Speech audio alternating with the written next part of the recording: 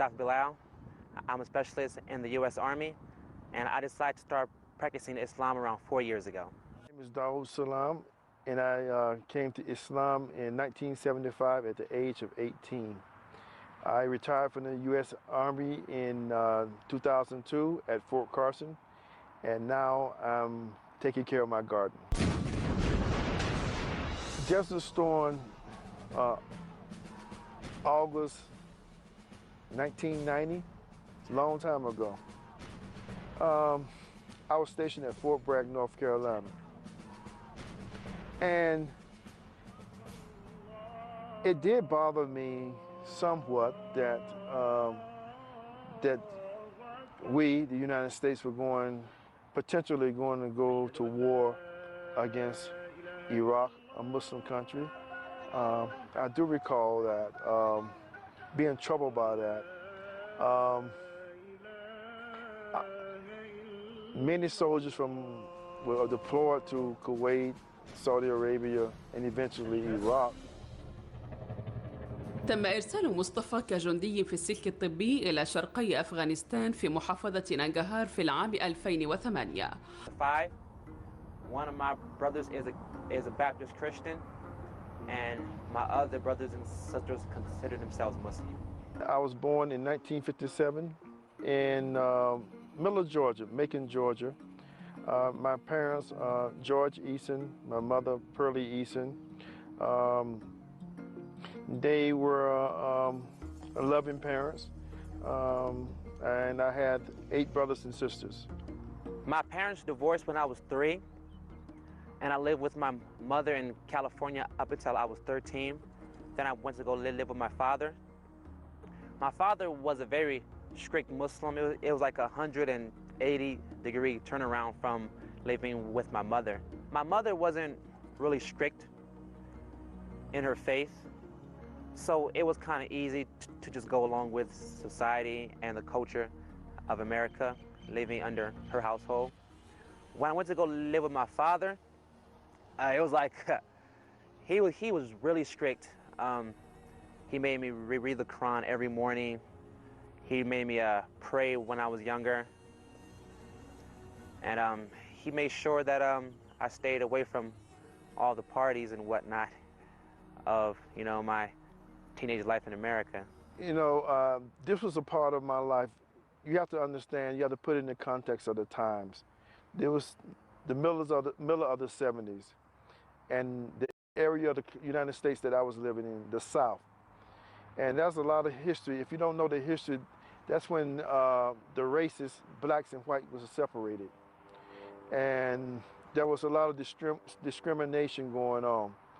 And at this time, blacks were demanding their rights. And, they were making connection to Africa and, the liberation struggle that was going on across the so-called third world. And I, as a young man, was interested in what was going on, and I read a lot. I read the autobiography of Malcolm X, and Malcolm X tells about his conversion to Islam, him going to Mecca, and being a Muslim. And so this influenced me, and I didn't know it at the time that I too would become a Muslim.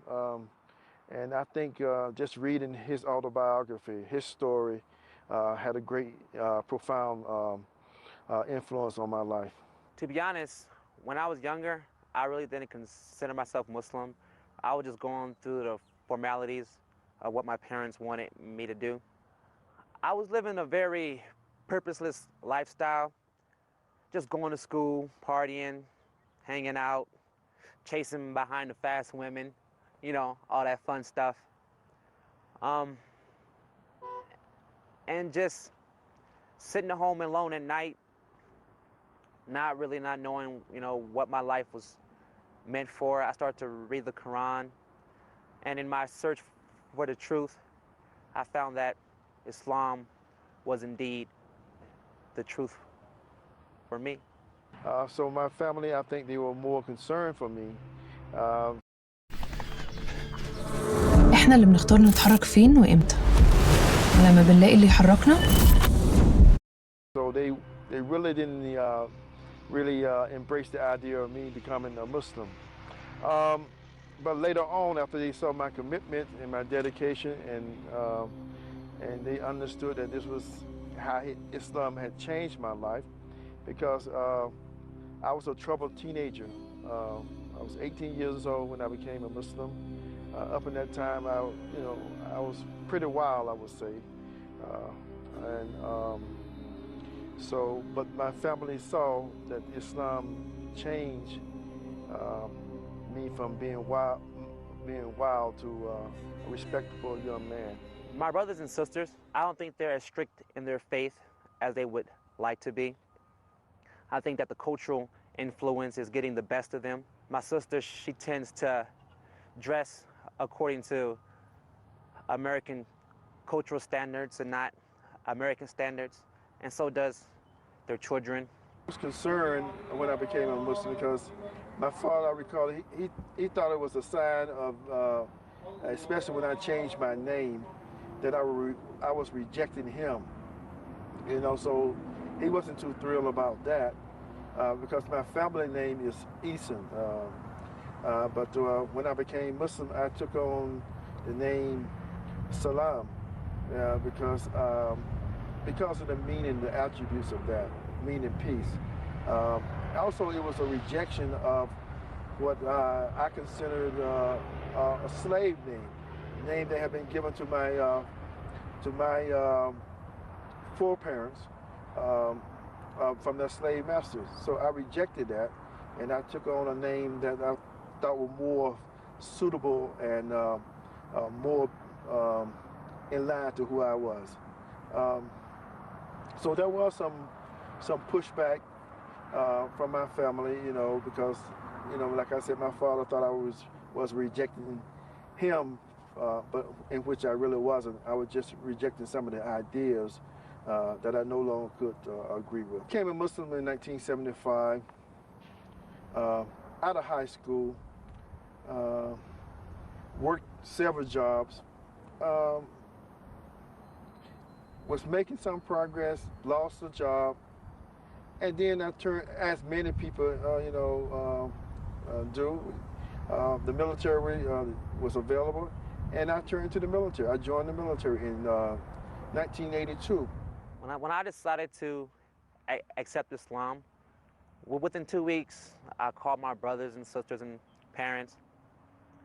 And I was just explaining to them my spiritual awakening and how I knew that Islam was true without any doubts.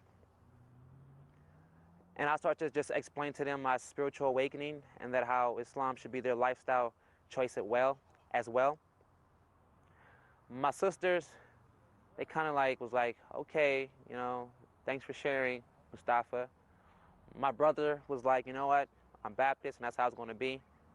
When I called my father and my mother and told them about it, they were really pleased, of course. And they were really encouraging. They encouraged me to keep reading the Quran, keep praying, and keep extending my knowledge about Islam and the practices and the traditions that come along with it. When I was in a relationship with my girlfriend at the time, it was quite difficult. We've been together quite a long time, and we've been through some things, and we're actually considering being married. And when I told her that I was going to start being Muslim, and it really weighed heavy on her. Once I started to practice Islam, she didn't consider becoming Muslim at all. I tried to encourage her to read the Quran, but it just wasn't something that she wanted to do. So we kind of agreed without really agreeing to just go our separate ways. لم يكن لداود أي نية لإيجاد حياة مهنية خارج نطاق الجيش الأمريكي. This was to be a short thing, 3 years, and maybe go back to school and finish school or something like that. But it ended up, being 20 years. It turned out to be. My experiences in the military has differed from good, bad, ugly. I have developed some strong friendships, some strong bonds that I know that I would take with me to the grave and that I would not have been able to develop and experience anywhere else. I've experienced some ugly things as well. When I first went into training back in '08, I remember clearly during one of our battle drills that they were playing surahs from the Holy Quran over the loudspeakers, and the adhan as well, the call to prayer, while we were shooting weapons and practicing our infantry maneuvering skills. That had a very profound impact on me. It really scared me, and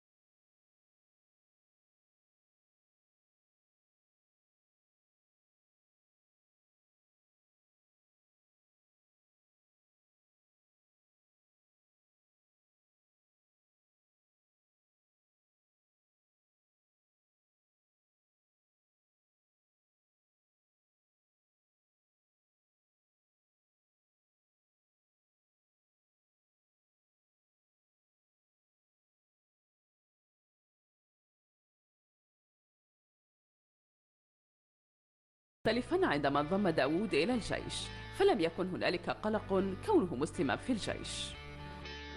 I had no trepidation, no fears about joining the army because I was a Muslim. At that time, the focus wasn't on Muslims of Islam. The focus was on the Soviet Union and communism and the Cold War. So, I mean, there was no harassment that I endured because I was a Muslim, you know. So I had no concern at that time. I entered the Army in September 1982. September, 19 years later, we had September 11, 2001.